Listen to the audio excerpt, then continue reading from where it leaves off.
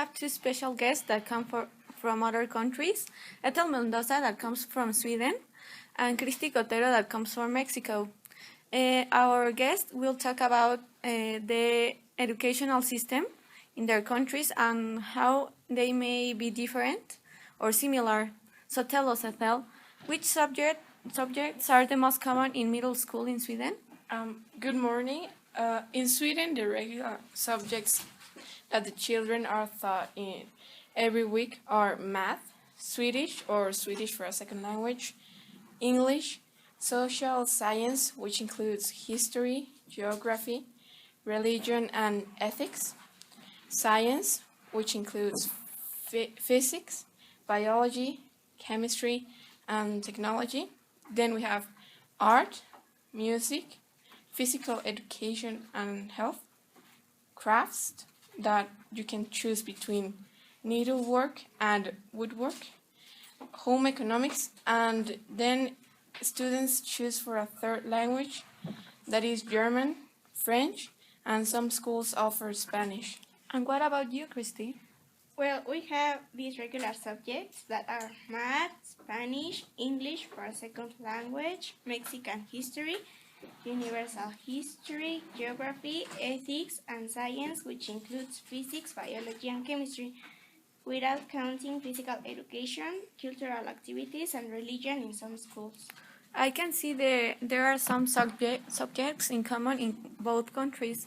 In Mexico, the government focuses on logical mathematical skills by applying tests to the students, while in Sweden, they focus more on the interpersonal intelligence by making the students more independent. Can you tell me what are the schedules in the schools? Yes, in Sweden the school schedule is about 7 hours a day, meaning 35 hours a week, but it depends in the grade. The middle school system is from 6th grade to 9th grade, and for example in 6th grade it's 6 hours a week, but instead in 9th grade it's 7 or 8 hours per day. Generally, school starts at 8:10 and they finish at 2:30. And what about Mexico? In Mexico, it's 8 hours a day, meaning it's like 40 hours a week, and it's from 7th grade to 9th grade regularly. Generally, school starts between 7 and 7:30 a.m. and finishes between 2 and 3 p.m. Well, and I have heard that the Swedish system is improving. Do you think these improvements are actually helping the system? Well, obviously the changes they are making aren't worthless. These changes are to become more competent in the educational world. For example, the Swedish grading system before 2011 was from pass with a special distinction that were MVG, and then it was going down to BG, G, and then it was IG, that meant did not pass. But actually they have the 6th grade system, that's A to F. So this is why Sweden is one of the best countries with the best educational system. Now let's hear about what Mexico is doing to improve their system.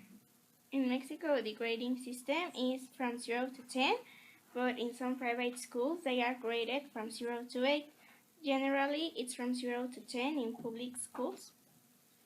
Now that you mentioned the public and private schools, can you tell me the difference between them?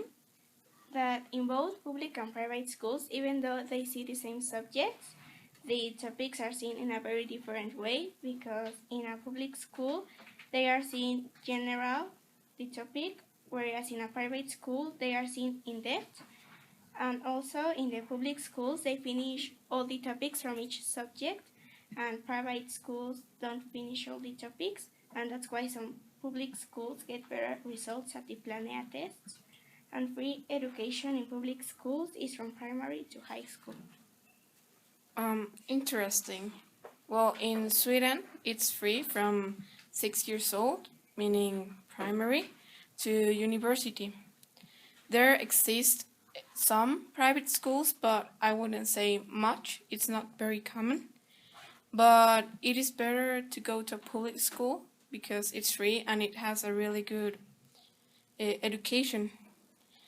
It also tests the level of schools. It's called the national test, and it is applied in English, Swedish, social science, Swedish for a second language, and science. English and Swedish, or Swedish for a second language, it's divided in 4 parts: listening, writing, reading, and talking. So in both countries, the education is free, but in Mexico, there's a great difference between studying in a private and a public school.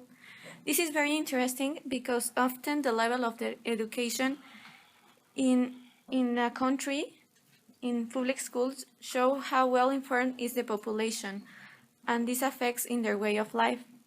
Also, the knowledge of a second language as English is very helpful in Sweden because not many people speak that language, and in Mexico because of its country proximity to the United States. In general, schools teach you values such as responsibility and respect, but the Catholic schools, which are very common, they teach you faith, generosity, and amability that are the most important values above the others. Also, one important value is solidarity, and in many schools they organize collects to help people in need, and they teach children to have empathy among others. Well, the values that are taught in Swedish culture are similar to the Mexican. For example, the value of respect is very important because talking to an adult, he's like, well, he is the superior to you, so, or to an old person, so it's really important for them. But also, let's not forget about the other values like honesty, responsibility, and kindness. So in conclusion, we can see that both countries have different educational system, and there's no one has a better educational system. It depends on the values and the needs of each population and their idea of what is better for their life. Now we have to end this discussion. Don't miss our next educational system around the world. Have a good day, everybody.